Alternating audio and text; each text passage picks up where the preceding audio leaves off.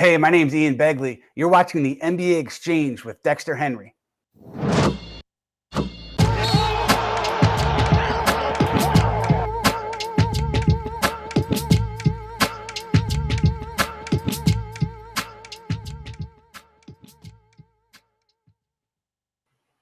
What is good, everybody? Happy Wednesday. Lot going on. It is the eve before the trade deadline. We are almost here, but we had a historic night in NBA last night as LeBron James broke Kareem Abdul Jabbar's all-time scoring record. We are going to talk about that. We're going to talk about potential trades. The Lakers rumored to be involved in a 3-team deal, but we got to do this with some nuance, man. And you know we got to do it with some nuance. We got to bring in my man, Jarod Hector. Oh, we got other stuff we're going to talk about today. Just want to let everybody know before we bring Jarod in. We're going to talk about the Grizzlies and what's going on because Jarod hit me up on Monday and we were talking about some things around the Grizzlies that is actually really fascinating and some things for a young player like Ja Morant that we have some legitimate concerns about. And I think it's real. We're also going to talk about y'all man's Hotep Handles and his comments down in Dallas where he's tripping. And then some of y'all want to come at me on Instagram for this, but y'all know that he's tripping, so we ain't got to get into that. But somebody who's not tripping that I love to talk to is my man, Jarod Hector. You can see his work with True Hoop. You see his work with the 7-Footers podcast. Jarod, what's up, man? How you doing? I'm good, man. How you doing? How are you maintaining during this trade deadline week? Talking Kyrie, LeBron, Raymond James Sr. I mean, we got a lot going on, man. Yo, I'm good. There's just people out here feel disrespected for no reason, but I'm good. Like, I am fine. I'm great, man. I'm loving life in basketball. Yeah, we'll get to that in a second. And I had a little YouTube short for the New York Post, and you know, it was just definitely shows you a lot of things in this country. Some people with the logic, some people have a very different definition of how work actually works. That's the thing. I'll get to that later. I ain't gonna start off with that. We'll start off first with LeBron James. He broke Kareem Abdul Jabbar's scoring record last night. Jarod, I have to say this, and I really feel this way about this record. This is not something that should be poo-pooed. This is a major accomplishment here, okay? And I don't care what you feel about LeBron, whether you like him, you think Jordan's better, Kareem's better, all this other stuff. This was major, okay, that he has done this.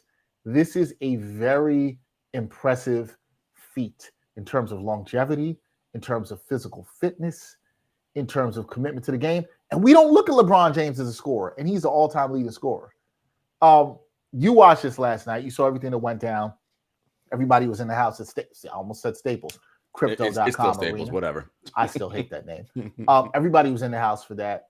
Big deal. NBA stops the game. 8-minute little ceremony they had for LeBron.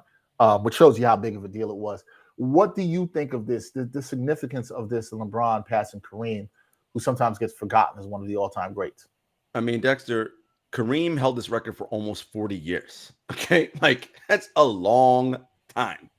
And you know, I said it on this show. I've said it to you privately. To me, the three, and you know, I think we need to get away from comparing guys across eras because the game is just so different. So I no longer do that.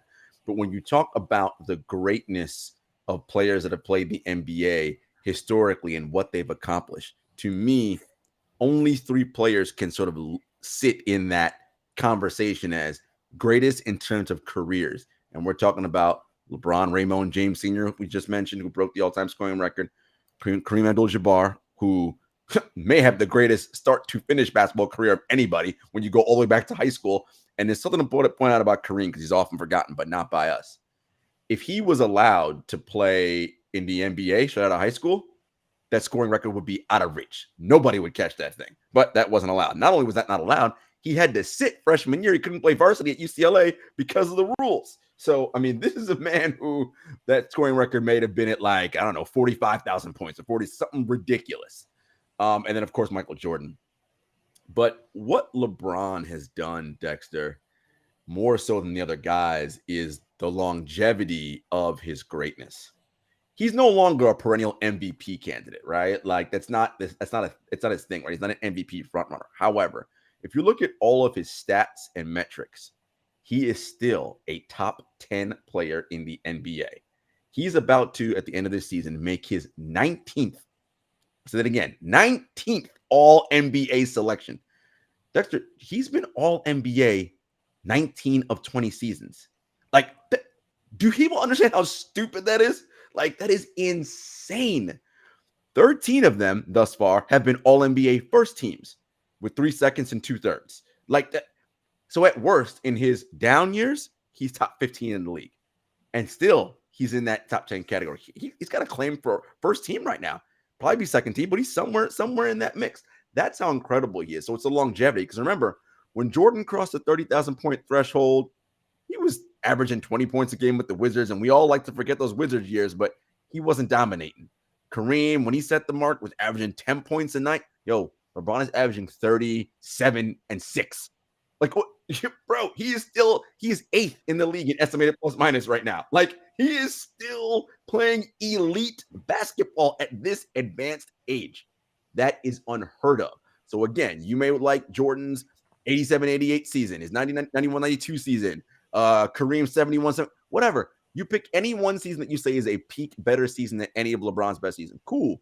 But nobody has had the longevity of consistent greatness for, bro, we on 2 decades now of this, right? Of NBA play. That is unheard of, and that needs to be celebrated. Yeah, it needs to be. Yeah. And I love that you brought up the fact of like what he's doing right now, right? Because when you talk about a longevity, not award, but accomplishment, you kind of compare what he's doing in a moment. It's a great point if you want to compare him to Kareem. And Kareem was just averaging barely over double digits at the end of his career when he broke this record. And obviously, he was 42 years old. So, like, let's also understand that. But the fact that LeBron at 38 still averaging 30 points a game, knew he needed to get over 36 last night and gets that by the third quarter. This is still a Laker team that has to rely on him, and there's other issues that Lakers lose the game, which that game was a perfect microcosm of their season. But the fact that he's doing this at this age is amazing. It is literally amazing. We don't know when the next time we'll see something like this. We don't know any players that's taking care of their body this long, as you said. You could talk about the guys all y'all like. You talk about Jordan, and I love Jordan.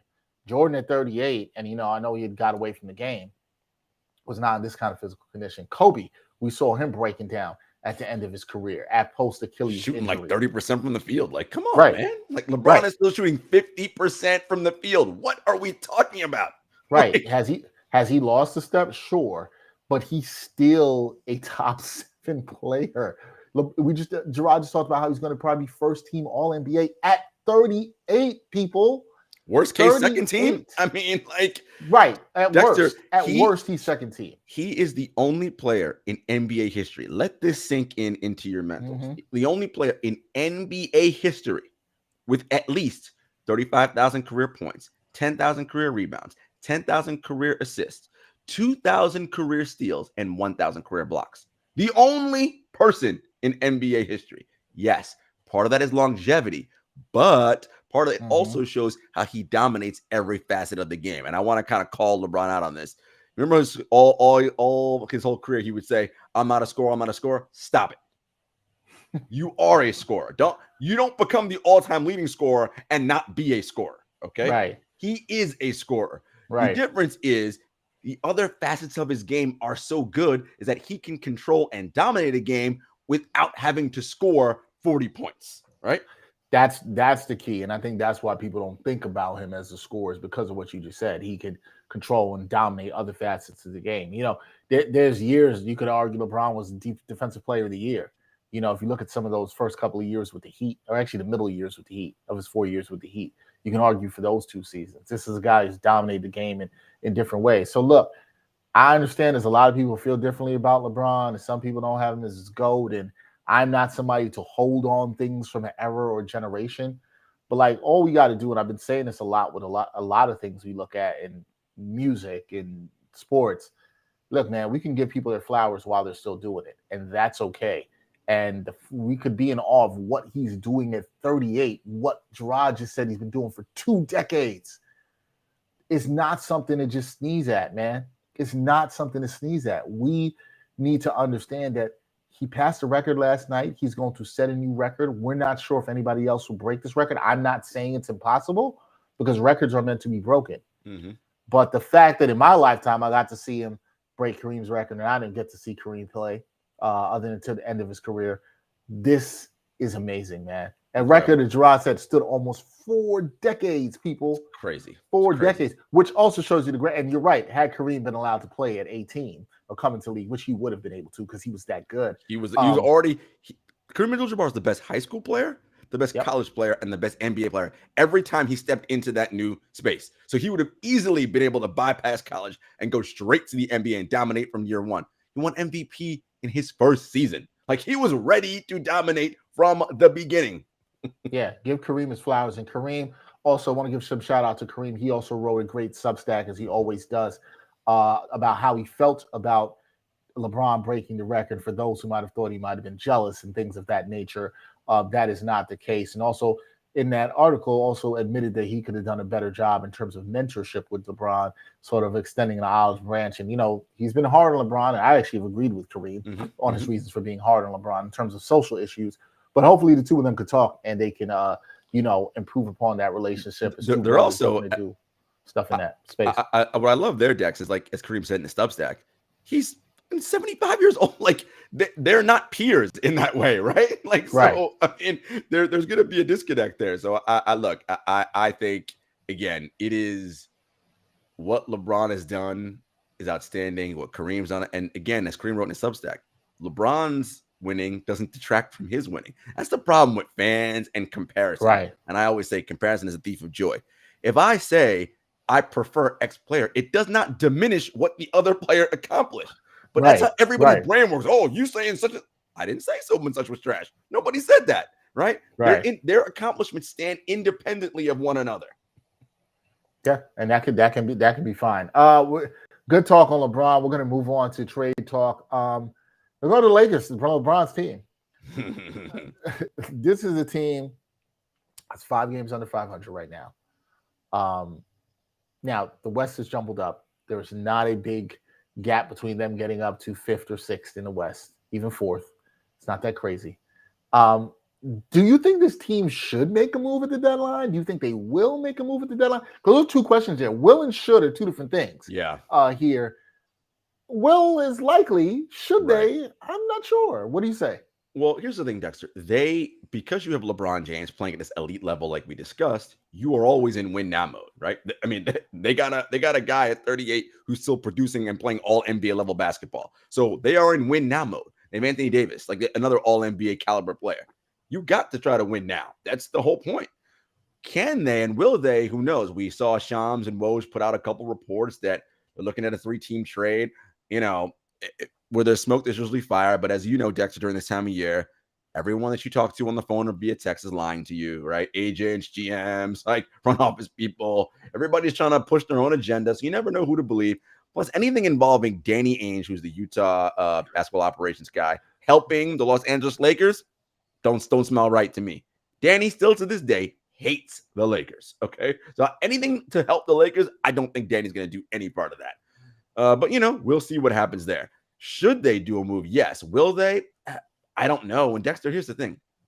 You mentioned they're only 5 games, 10, 11, 12, 4 games out of 6th place behind the Mavericks, right? To get to that 6. But here's the problem. 1, 2, 3, 4, 5, 6 teams are in between them getting to 6th place. So it's and they just lost to one of them last night.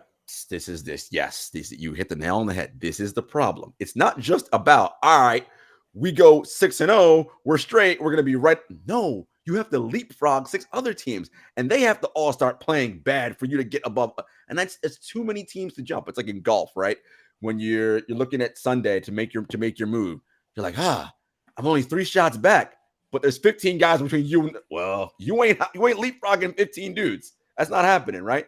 It's not about the numbers, about how many teams you have to get past to get to that spot. So I don't know if they'll have enough. Look, they're certainly going to try. We know that. And if they're able to pull off this deal that will net them back, allegedly, D'Lo and Malik Beasley, I believe, and Jared Vanderbilt, I think. Yeah. And to that point, I'm going to stop you there. Let's discuss that deal, right? Because it's the Lakers, the Jazz, and the Wolves. I want to get this correct reporting from Shams Charania. He tweeted that the Lakers, Jazz, and Timberwolves are in discussions on the 3-team deal that would send D'Angelo Russell back to the Lakers, Russell Westbrook, and draft compensation such as a first-round pick to Utah and Mike Conley Jr. to Minnesota. according to sources. And ongoing discussions have included Utah's Malik Beasley, who Jarod just mentioned, and Jared Vanderbilt as part of the potential 3-team deal to the Lakers.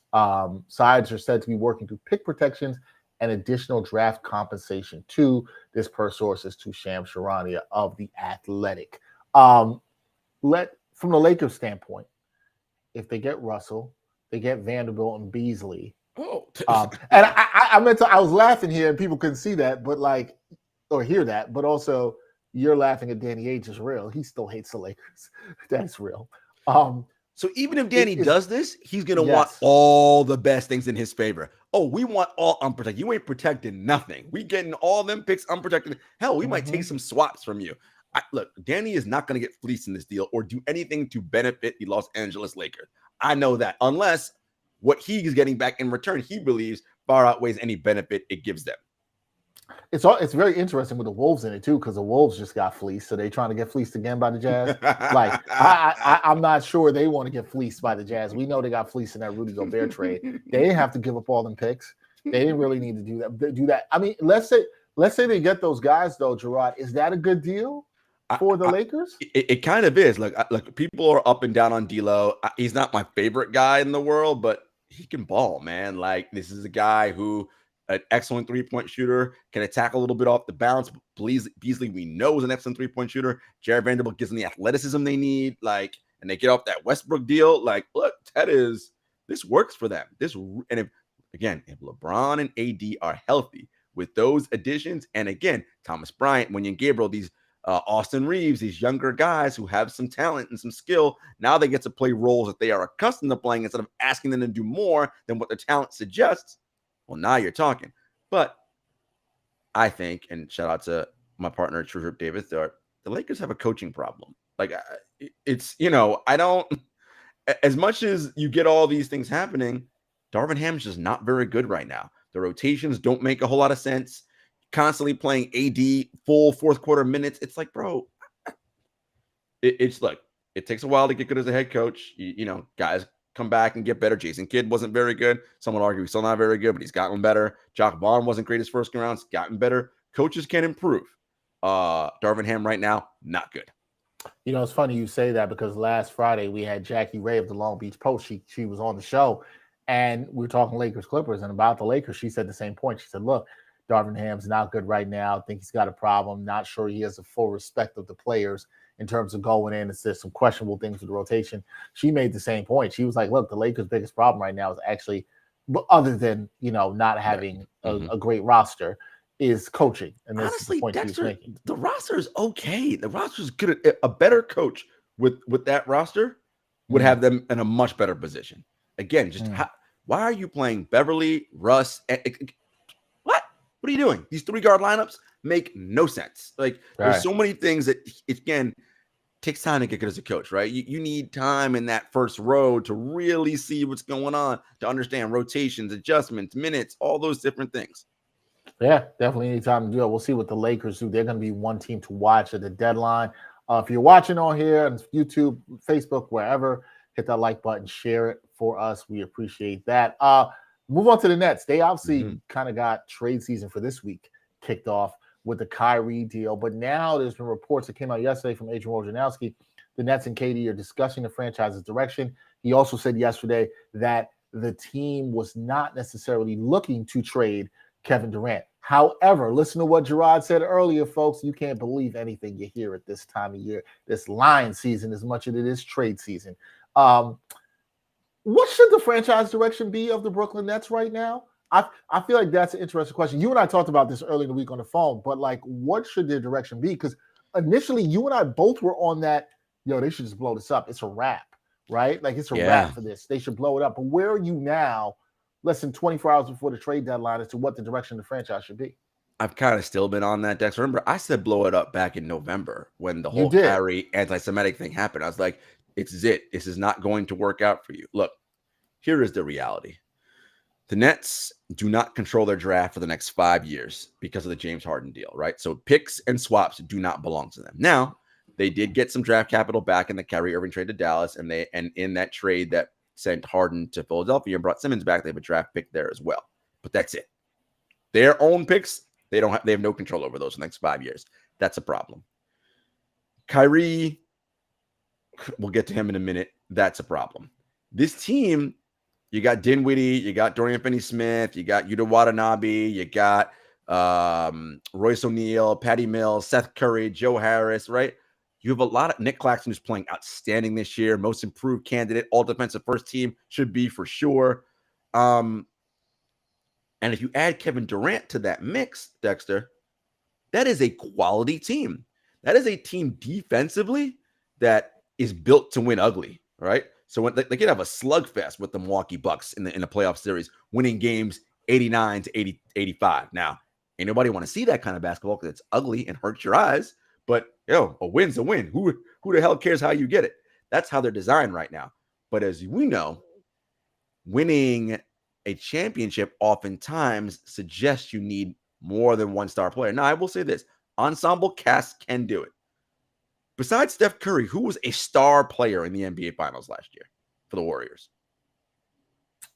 Nobody was a star, okay. a star exactly. level player, right? Exactly. Nobody was that. So It was Steph and an ensemble. Now, a very good ensemble still, right? With a championship pedigree, right? So that helps them, right? You look at Phoenix getting to the finals, right? Booker, star level player, but Ayton, Paul, weren't really quite star level. All right, we're all playing all NBA level right now, right? That right. wasn't the case that year. As good as Chris Middleton is, Giannis is the star, the all NBA, right? Now, an ensemble cast with Drew Holiday and Chris Middleton is very good. An excellent ensemble cast, but still one star. Now the question is Joe Harris, Dinwiddie, and all these guys as good as those supporting casts that I mentioned? Not quite, but they're pretty good. I think if you're Brooklyn, here's what you're thinking. They're trying to figure out, can they make one more swing by Thursday to get another quality level star player in here so that they can say, Kevin, look, let's run this the rest of the season. When you get back, we'll see where we are. The Nets are in 5th place right now, only 2 games behind Philly for second, or 3 games behind Philly, and they only have 2 teams to jump. So, you get on a roll. You can do some things there. And then in the offseason, Dexter, they can say, all right, let's say it falls short. They only get to the conference semis or whatever happens. In the summer, when more teams have more available, they can then say, you know what? Let's move Kevin Durant now because he's still playing when healthy at an all-NBA. And Kevin Durant was an MVP candidate before he got hurt, right? Right. Still playing at that level. So we can, and he's under contract for 3 seasons after this one. So we can move him in the summer, get back young players, get back a bunch of picks, and we can start to rebuild our program. That really is their only option right now. I don't see any other way through or around this. And it's really about Kevin and what he says. Does he want to go now, or does he want to wait and see if they get anybody come Thursday? Yeah, we will see. Trade deadline tomorrow. The Nets going to be another team to keep your eye on. Very interesting stuff there. Another team I think to keep your eye on that's probably the center of the trade market. That's the Toronto Raptors. What will they do? Now, I find the Raptors so interesting, Jarod, because they're kind of in that no man's land territory. Unlike the Lakers, they're also 25-30. They're 5 games under 500. They've won 2 in a row, 5-5 in their last 10. But they're not that far from being 4th or 5th among the worst odds in terms of the lottery. Now, they will not crack that top 4 because they're not that bad. They're not Charlotte. They're not Detroit. They're not Houston or San Antonio, right? They're not going to be able to crack that. But could they get the 5th best odds? Yeah, they could hit with them. They're only 3 games ahead of the Magic. Mm-hmm. So it's not impossible there.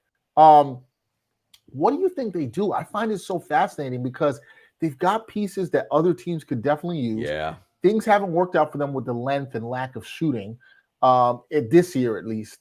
But what's the play there if you're Masai Ujiri here? What's the play? Yeah, I think for Masai, he wants to potentially see what kind of haul he can get back for OG Anunoby, Fred VanVleet, potentially Pascal Siakam, right? Because what I think they're trying to do is Scotty Barnes is going to be the centerpiece of their future. And Scotty's on a different timeline. He's 21, 22 maybe, if that, right? Pascal's a little bit older. Fred's older, right? OG wants more of a role. He's been unhappy in Toronto for a little while now, right? What can they get back? Now, I know the asking price that Masai is looking for is high for those guys. We're talking 3 draft picks for Fred. If He wants 3 draft picks for Fred VanVleet and 3 first-rounders. Who do you think he wants for OG or Pascal? Never mind, the salary's got to match for Pascal and OG, right? So he's looking for a haul, and it may be a situation where, like everybody else, the summer may be a time where he's able to get more than he is now. So it'll be curious. And Masai's in no rush. You know, you've been talks about Brooklyn and potentially getting OG over there, but Masai's coveted Nick Claxton for a long time. And if you're the Nets, Nick Claxton is your best young player, right? I'm not, you know, like, I don't know if I'm giving him up, all right? And there's no guarantee, unless you are guaranteed for the nenext 3 years, KD's not going to ask out, which there's no guarantee in that, right? So that'd be a lot to give up. So I'd be a little cautious if I was Sean Marks in terms of putting Claxton on the table. Yeah. But, you know, these GMs got to do what they think is in their best interest. And this is the challenge, right? Keeping superstars happy, making sure you're set for the long term while also competitive now. And again, the Nets want to be competitive because, as I mentioned, the Houston Rockets, they don't control their draft. Mm-hmm. So if they're shitty, all those top lottery picks get swapped or given away, right? Now, again, if they trade Durant and get young talent back and get a bunch of draft capital, cool. Then it doesn't matter, right? They can kind of work a rebuild and they'll have enough capital to sort of recoup that. And, you know, Sean Marks has proven he can find late round talent. So if you're a Brooklyn Nets fan, all is not lost. But the Kevin Durant, Kyrie Irving era has proved to be disappointing. That's to say the least. It is definitely proven to be disappointing. We always talk about, and this is a challenge for the next team, we're going to talk about the Golden State Warriors. And it's the same question with the Lakers. Will or should the Warriors trade their younger players?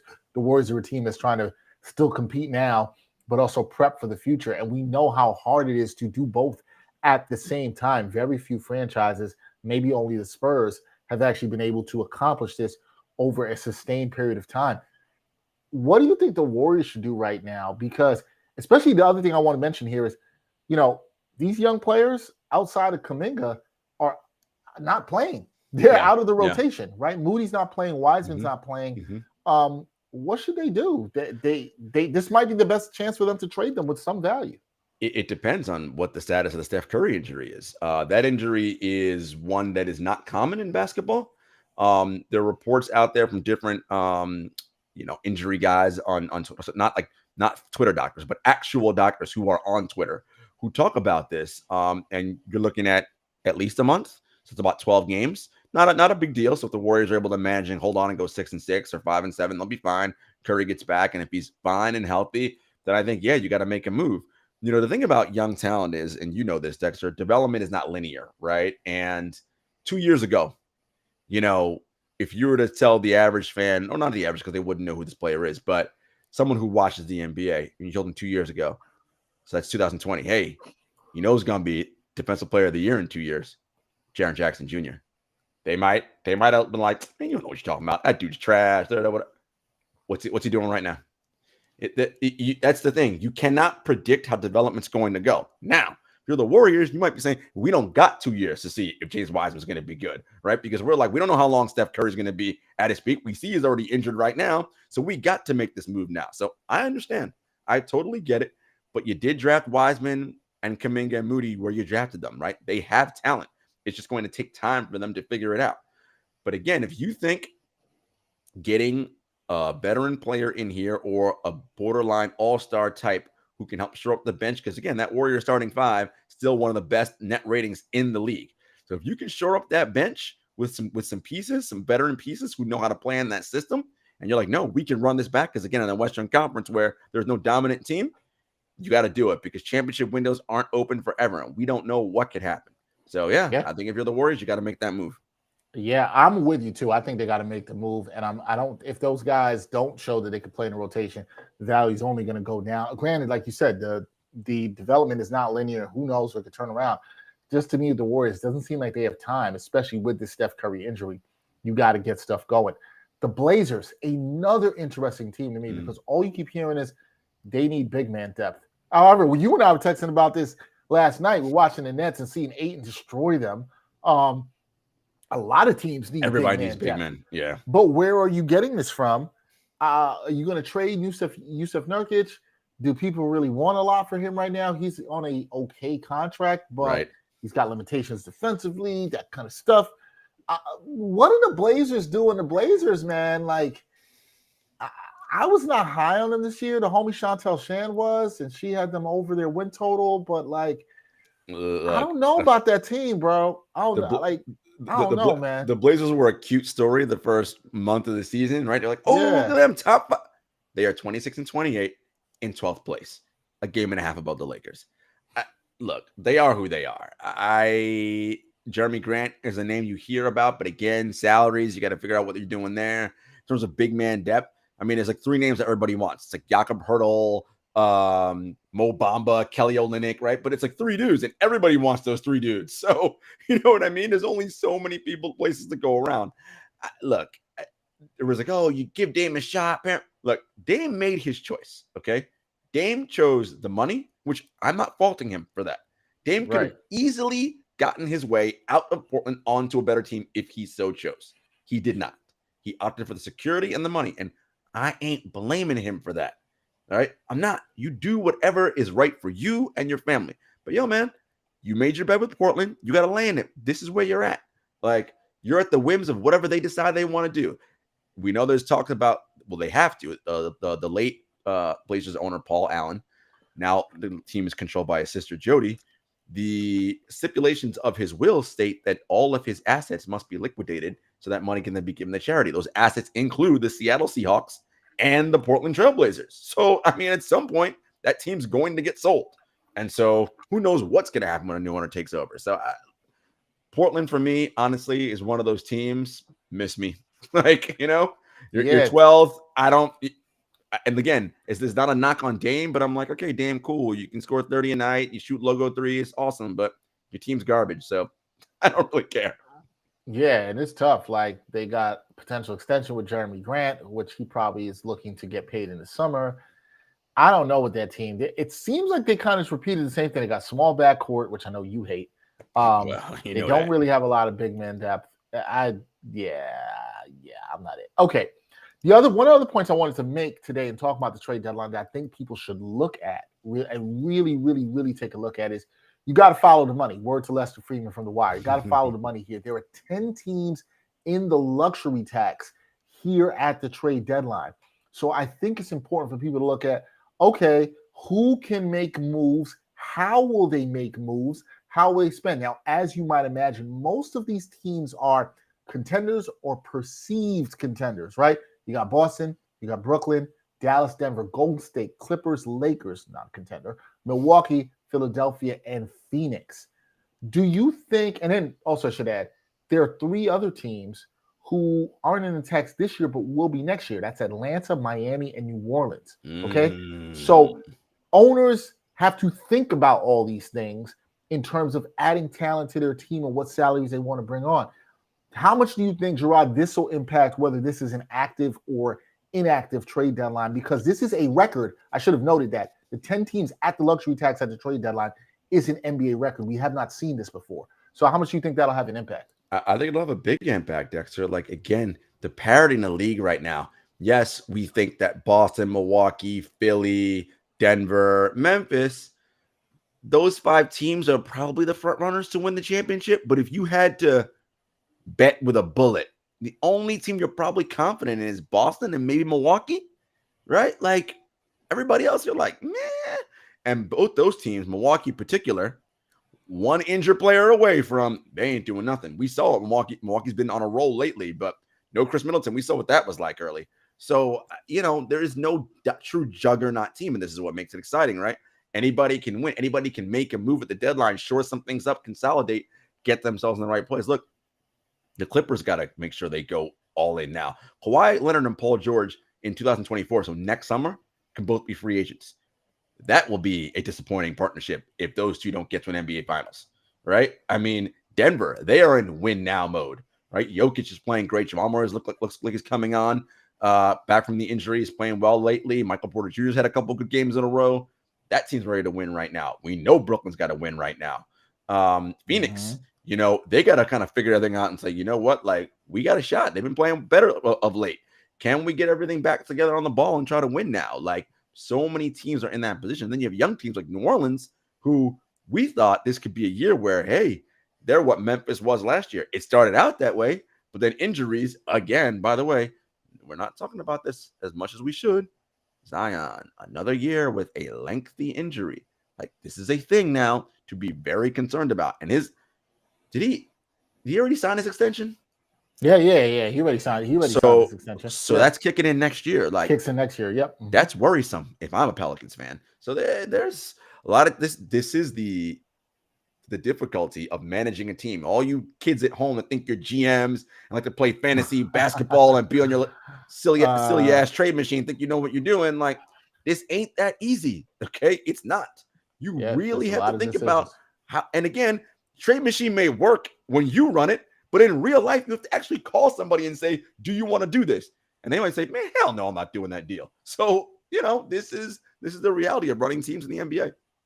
Definitely is. And the finances are going to matter here. But Jarod, you make the point you made out there that I think is good is, despite the money, you mentioned the parity, which I think when you combine that with the money, and because it's so open, maybe the most open year, it'll have owners thinking like, yo, maybe I got a chance, so I'm going to go more. I'm willing to pay deeper into the luxury tax to go and make this move. So that is something to look at. I think how much activity we see early tomorrow and as we approach the 3 o'clock deadline is going to be very interesting, especially from those 10 teams that are in the luxury tax. And as Jarod mentioned, New Orleans, one of those teams that will be in the luxury tax next year. So very, very, very, very interesting. Real quick, let's talk about Kyrie. Or sorry, as I like to call him, Hotep handles.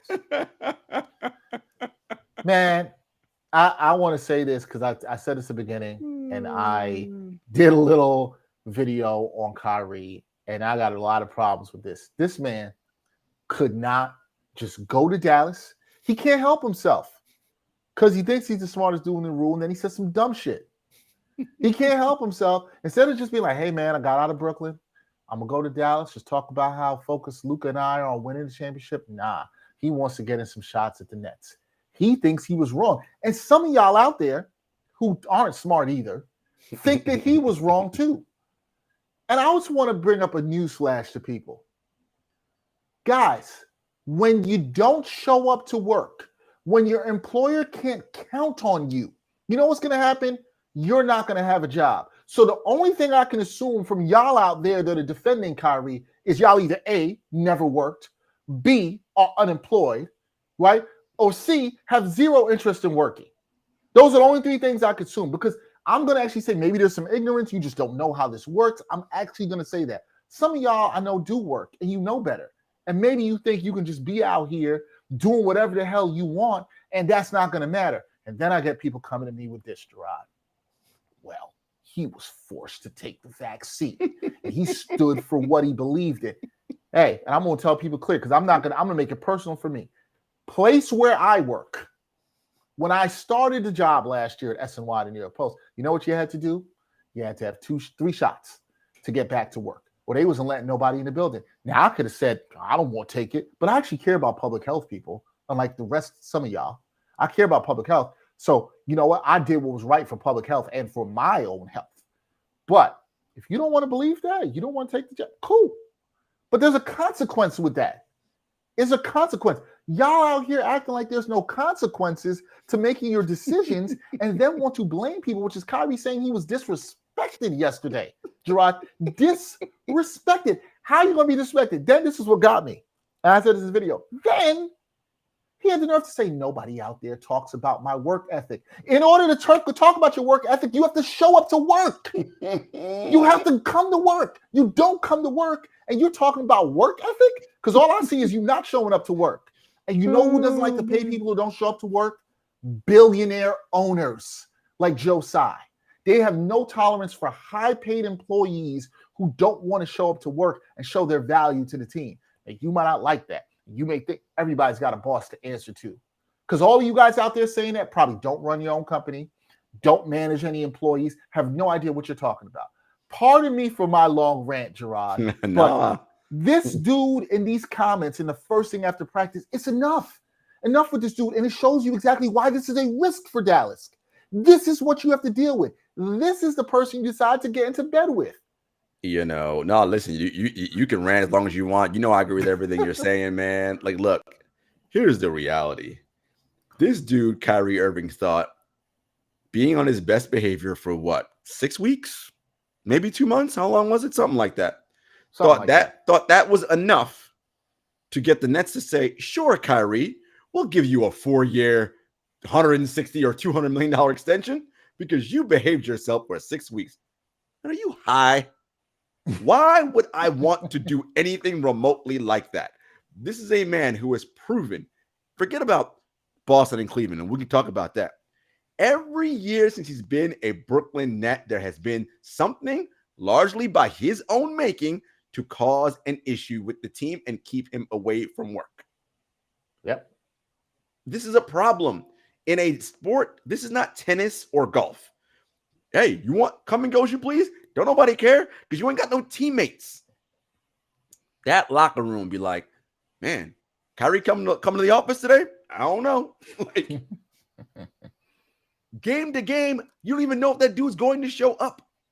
This dude took off and the Nets get some blame for this. Yeah, we know Kyrie is away. No, you didn't. That fool took an unexcused 10-day absence, just said, nah, I'm not going to come to work for 2 weeks. What? Why? All things going on in the world. Really? Like family birthday parties and you being on a Zoom conference call for a political conversation with a potential candidate for Manhattan District Attorney? That's what's bothering you, that you can't come to work? Like, yo, man, look. And this is, the reason why Kyrie frustrates me, Dexter, is because you and I, we're both similar. I am to the left of progressive. Okay. Like, I am pro athlete, like in almost every scenario, anti-billionaire, all the things. But every time I talk about Kyrie, he make me sound like I'm some right-wing conservative person because I'm like, can you just come to work, please? Can you just show up to work and do what your contract? Listen, man, you signed a contract. It's one thing if you're injured.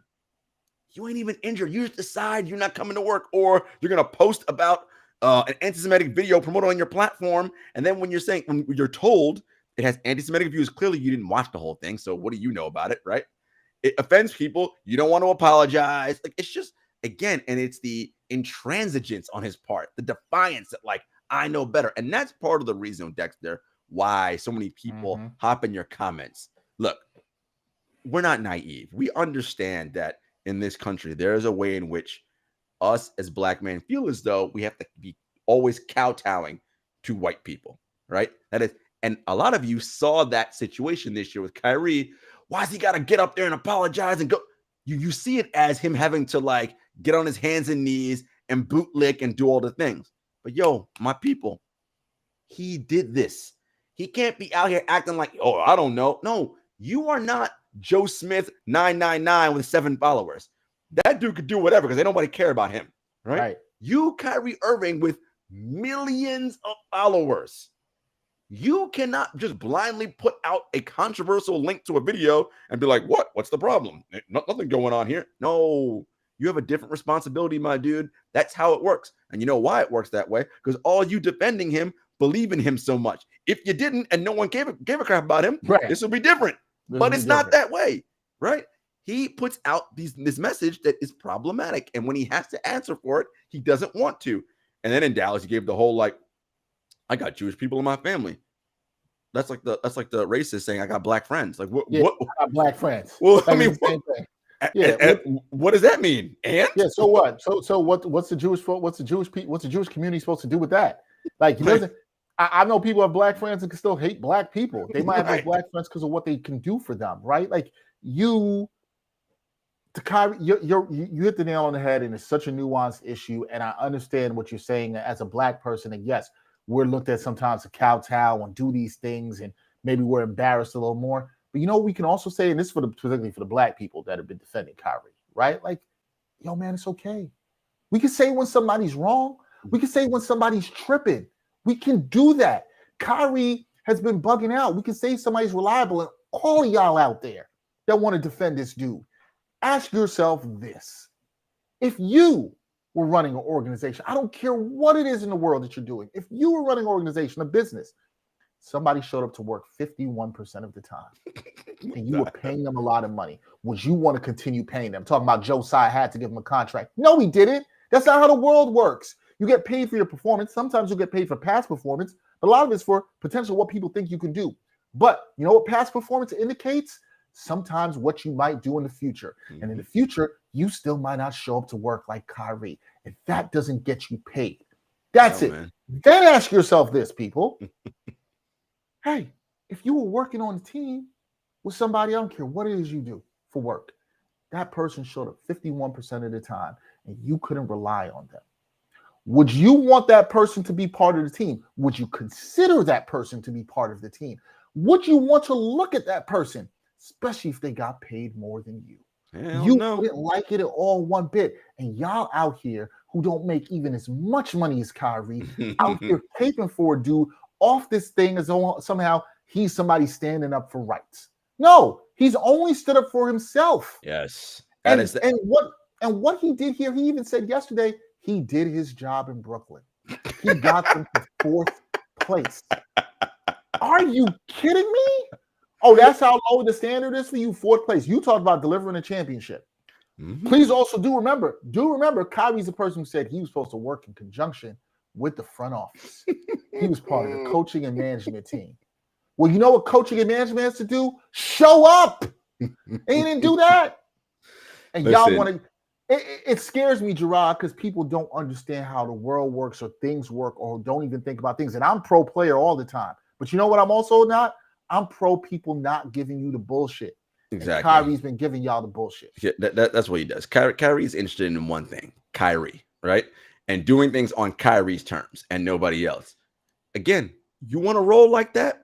Individual sports work for you, my guy. You don't got to worry about nobody else.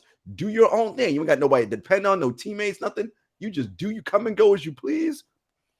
That's not how it works when you are on a team enterprise, my guy. And that is what a basketball team is. It is a team situation. And if you are the Nets, of course, if you wanted to give him a contract extension, you're going to put in stipulations in there and clauses. Hey, man, barring an injury, you have got to be here whatever percentage of the time. Like, you can't just take absences for no reason, bro. You can't just not show up to work. Like, that's not how this goes. So, no, listen. And that's we're right to do that. And, yes, Spencer Dinwiddie and Dorian Finney-Smith, no one replaces 27 points on 50, 40, 90, 6 rebounds, 5 assists. You ain't going to replace that. You ain't going to replace the oohs and ahs and the Kyrie is electric. I mean, again, he's arguably the most skilled player in the NBA. All that's well and good. But you know what you're going to get from Dorian Finney-Smith and Spencer Dinwiddie? People who come to work with no drama. Every day, Jock Vaughn going to know these guys in my lineup. Yeah, I mean, I get the spectacular 60-point nights, but I know who I can count on every single night, barring injury. You don't know that with Kyrie. And in a team dynamic, which is what this is, a team dynamic, he is unreliable. Y'all have to understand reliability. We talk about availability is the best ability. And we say that all the time in sports, and then y'all just want to ignore it here. Reliability matters. This is not a sports issue, folks. This is an issue of labor. This is about showing up to work. We forget that this is still work and it is entertainment. I don't care what you do in entertainment, it's still working. You have to show up to work. And you cannot expect to be treated with respect when you don't show yourself to be taken seriously. And Kyrie has shown me not to be taken seriously in this at all whatsoever. There's no reason that anybody should take him seriously with what he says. There's no reason at all whatsoever. Why would anybody take dude seriously when dude consistently shows himself as somebody that should not be taken seriously? Right? That's really what it comes down to. That's really, really, really what it comes down to. So enough of Kyrie. I want to talk about one last thing that Jarod actually had brought to my attention and called me about earlier in the week. And as for the people who know, don't watch this show or have listened to this, Jarod is, he's a somewhat of a Memphis Grizzlies supporter. Like, you won't see him with the blue and gold pom-poms, but he's got the blue and gold pom-poms sometimes. And the Grizzlies, they've been sliding, right? The Grizzlies have lost. What have they lost, Jarod? They've lost 8 of their last 10. 8 out of their last 10, okay? The Grizzlies have lost 8 out of their last 10. Yes, 2-8 in their last 10 games. And then there's these things that have been surrounding Ja Morant and some of the people he's with a laser, hopefully not from a gun, sights from a gun being pointed at a car, and this whole thing around it. And I feel like Jarod's the best person to ask, because I watch a lot of the Grizzlies, so does Jarod. And we'll talk about the Grizzlies later in the month. But also, Are you concerned with this team right now? There's all this stuff you had with Shannon Sharp, and then the fight recently with Donovan Mitchell and Dylan Brooks. Are you concerned about the Grizzlies and where they are? Because I think it's fair to be a little concerned about them. I am, Dexter. Look, in an NBA season, 82 games, shit's gonna happen. All right, injury, whatever. No one runs through 82 games unscathed. That's just not how this works. It's just too long and too many variables. As Coach Thorpe likes to say, the storm is coming at some point. The best teams navigate and weather that storm, right? They either go around it, go through it, what have you. Do not, however, it's because you know the storm's coming, that's going to be out of your control. Control what you can control. Don't invite the storm in, okay? It's already coming. Don't add things that are going to make it worse. And I love their moxie, their brash confidence. They play with an edge. I love all that. But they got to be careful about this persona that they're adopting as it ties into the Ja Morant situation. I don't want to belabor the point. You guys read The Athletic and the Indianapolis Star. It'll give you a sort of breakdown. Basically, as Dexter mentioned, Devontae Pack, a friend of Ja Morant, was jawing back and forth along with Team Morant at Indiana Pacers during a game in January to Pacers players. And then in the aftermath, in the bowels of the arena out by where the team buses are and the cars and all that, Devontae Pack continued to shout things at the Pacers traveling party, which included players, team manager, staff, whatever, saying, come get some of this. You don't know what we got. All this bravado, machismo, tough guy type of thing. Man, this is professional basketball. This ain't the streets, and this ain't gang culture. If you want to do that, there are plenty of people out there in that world and in that life who will happily engage with you if you want to do that. Me personally, I don't know anything about that. You are Ja Morant. You are the face of an up-and-coming franchise in the NBA. We mentioned Zion's extension kicking in. Your extension's about to kick in. You got your first signature shoe with Nike coming out in a couple of months. This adopting this gangster persona, this ain't it, my guy. Like, it's just not. Like, you are a ball player. You're not a gangster. Like, you're not, right? And so why are you entertaining that type of behavior? And look, I love it. In the end, we don't run from nothing. We don't duck, no smoke. We climb all the way up the chimney. Cool. Everyone knows trash talk happens in basketball. You could keep it to ball. Everything is all good. When it spills and goes over into other things beyond that is when I start to have a problem. And again, this team follows Ja's lead. Now, there was also an incident at his house this summer at a pickup game where a teenager filed suit against him for punching him in the face. And in the suit, the teenager alleges that after a foul or something happened and the kid said he threw a ball that accidentally hit Ja in the face. According to the lawsuit, the kid said Ja held him up and asked the other people in attendance, should I do it to him? And then punched the kid in the face and continued to strike him while he was on the ground. When the police came, Ja did admit to punching him, but said that it was in self-defense and not what the kid said was true. Look, the lawsuit will work itself out. People will figure out what happens there. But all of this in the midst of losing, as they have been, and then Ja coming out, because again, remember I said the storm's coming. Steven Adams injury, 6 weeks, right? That's hurting them a little bit. And then Ja saying, I feel like the Memphis Grizzlies are the most hated team in the NBA. Everything we do is on national TV. No, my guy, when you go out and you talk that talk, which again, I have no problem with, when you lose now, yeah, people are going to talk about it, okay? Because you put that on you. Y'all put that bravado out there. So when it gets turned back around on you, you can't be all sensitive now like, oh, everybody hate us now. No, you adopted that. That's how y'all want to play, okay? We know what happened last year against the Lakers. LeBron was getting heated at Desmond Bain. Make a couple of shots, now you want to talk shit. It's the last time I want to talk. Okay, right? Every team in the league now, because of how Memphis likes to play and talk, they have an extra added edge when they come play Memphis. Oh, we're going to shut this team up. They talk too much. Again, I have no problem with trash talk in sports or anything. My answer is always the same to that. You don't like me trash talking, then shut me up. Beat me. Because that's what I got to say, right? That's just what it is. And right now, although they did win last night, y'all getting beat. So I would do less time talking right now and more time. Let's get ourselves back to our winning ways and get ourselves back together, because Dexter, winning in this league is tenuous, okay? And success is tenuous. Yes. Don't let LeBron and the Warriors fool y'all into thinking, oh, winning is easy. No, it's easy, right? It ain't, okay? Ask LeBron about that right now, okay? Winning ain't easy. Ask the Warriors about that right now, okay? It is hard. There's too many good people. And if you won't be humble, the league will humble you, right? That's just how it works. There's too many good dudes in this league, okay? The league will humble you. So enough of the, oh, we good in the West. Oh, really? Because every time you talk about the Warriors, they bust your ass, okay? So I don't really want to hear about you're good in the West until y'all start actually winning. And this is from someone who loves this team. But, yo, now that you're getting the medicine now, so you got to take it. And you got to take it and correct and get yourselves better and back on track and say, you know what? No, we believe we're better than this. And think that last year's ascent to the second best record in the league, you're thinking, oh, this is going to be our life for the next 10 years. For a decade, we're going to be set. Maybe not. Not how this works, friends. Not how this works.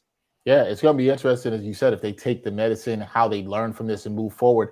And I do think some of the stuff around Ja Morant is concerning. And I think how he leads, and somebody needs to talk to him about this. And Shannon Sharp even brought this up on his show, which is like, bro, like Jarod said, you ain't no thug, bro. Like this ain't what you're doing. And this, you got to be careful who you're around. And I think Jarod and I both, we are not on the respectability politics stuff, especially when it comes to black people and how they like to be framed. And this is how they have to act, and thug behavior and all this stuff that gets particularly placed on black men. Not here for any of that. But when you are in a place of business, when you are doing business, when there are expectations for you, I will say the same thing as I said to Kyrie. To whom much is given, as much is required. That is a motto I had from my middle school, from the time I was this young in middle school. To whom much is given, much is required. Great expectations comes great responsibility. However you want to cut it, there is great responsibility. And heavy is the head that wears the crown, right? And I'm not saying that Ja Morant has a crown, but he has the crown in Memphis.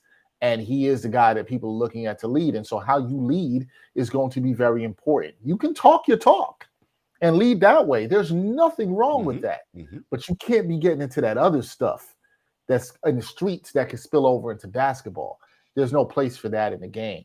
And we don't need that. So listen, we like the Grizzlies. I really like the Grizzlies. I like seeing them do well. I like their bravado. I welcome it. But they got to understand the stuff that comes with it. And I like to see how they respond. It's not a wrap for them because they're 2-8 in their last 10. It's not a wrap, but how they respond will be very telling as we move forward this season. All right, we talked a lot of basketball. Trade deadline is tomorrow. We are going to take a very quick break. When we come back, we're going to give you the best bets. It's 6 o'clock. Some games starting in about an hour and a half. Some of the best bets for y'all to win some money when we come back on the NBA Exchange. Are you looking for a better way to play player props or daily fantasy sports? Well, look no further than Prize Picks. Prize Picks is the leading over-under daily fantasy game. Why? Because it's so easy to use and win. You can make your picks in under 30 seconds and win up to 10 times your money in one day. Right now, we have a special offer for our viewers and listeners of the NBA Exchange. All you got to do is sign up now and use the promo code NBAEX. Prize Picks will match your first deposit up to $100. Yep, that's right. They'll match your first deposit up to $100. So, join the over 150,000 others who found a better way to play and download the Prize Picks app today.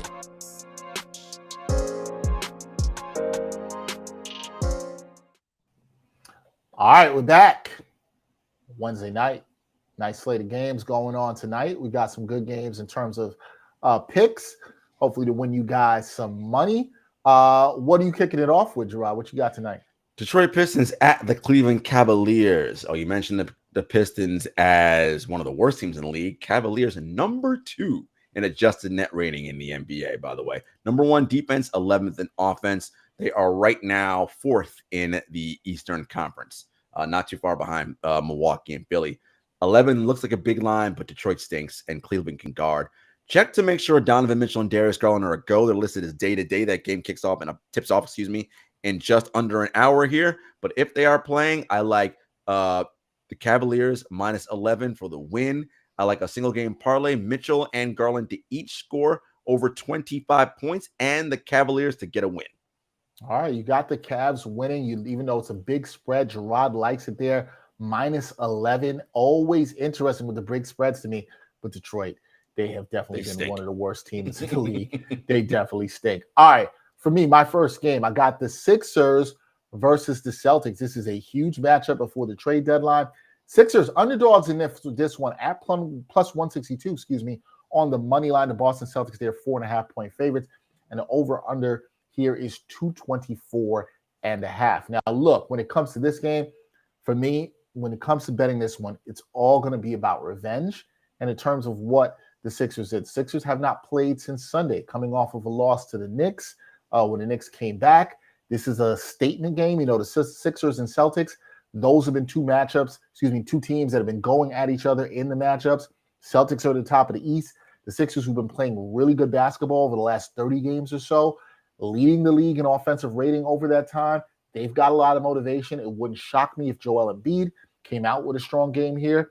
This is what he's done in these big games on these stages.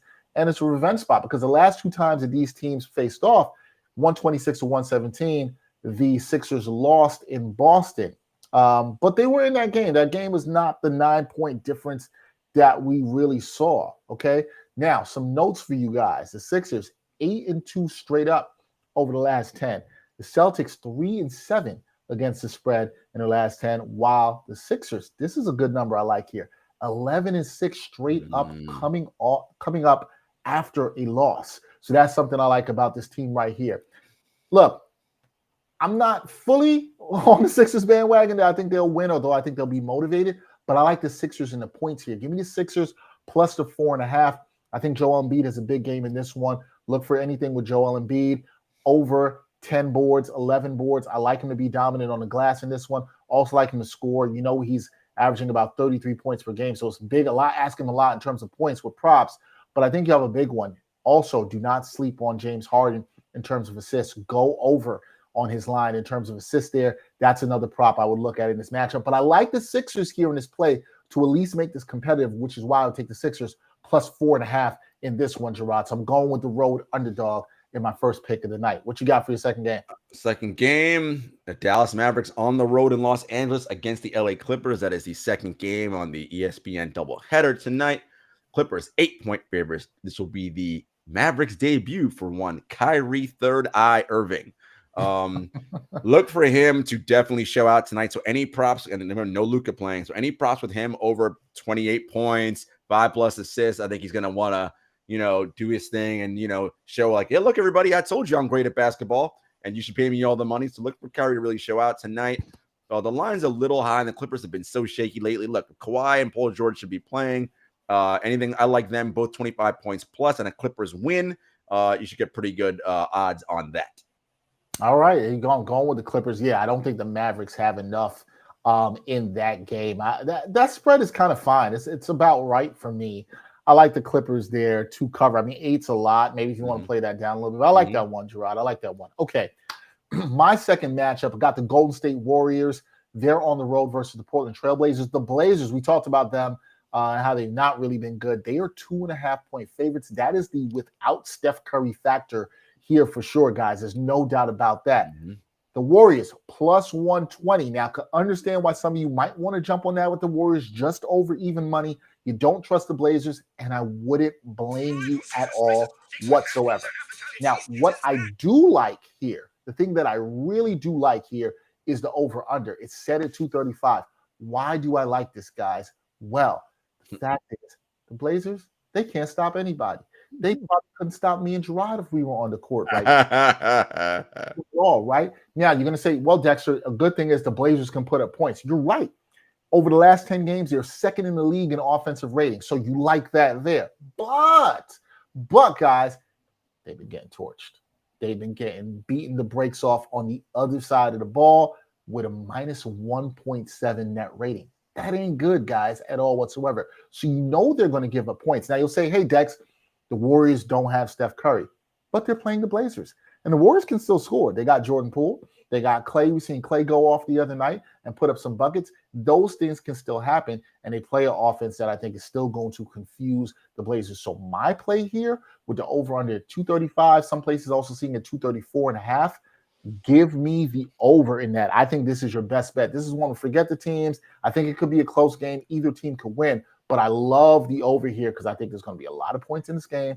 Portland plays no defense. I probably would lean to the Warriors to win because they play better defense. The Warriors are 26-1 to the over on the road, while the Blazers are 15-10 to the over at home. So with both these teams, they play to the over. Over is a good play here for me in this matchup, which is sure to be a high-scoring affair. Mm-hmm.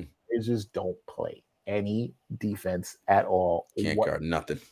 Yeah, I probably wouldn't touch it in terms of who wins. I guess I lean towards the Warriors, but I think that over-under is one where it's like this is too tantalizing to pass up in that regard. All right, trade deadline is tomorrow. Whew.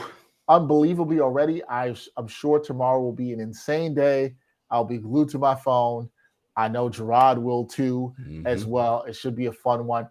There will not be a show on Friday because I will be doing post-trade deadline stuff for the New York Post at SNY in studio there, but we'll back on Monday. I'm sure we'll recap all of this stuff for sure and have some good guests. Jarod, anything else y'all got cooking up on True Hoop towards the end of the week? Yes, actually, we normally come out on Thursdays, Mondays and Thursdays with our episodes. We will not be out on Thursday this week because of the trade deadline. We'll be out on Friday instead. So we'll have a full show on Friday recapping all the excitement from trade deadline, and we will talk about, of course, LeBron James, the new NBA all-time scoring king.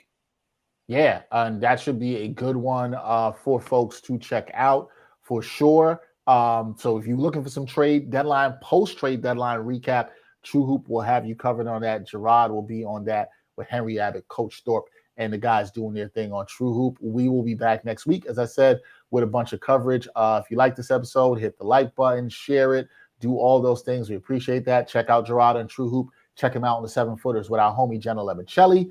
And that's it. We will be back next week. Enjoy the basketball. Enjoy the trade deadline. And understand, you got to show up to work to get paid. Those things do not happen by itself. Here's Jarod Hector. I'm Dexter Henry. Until next time, y'all.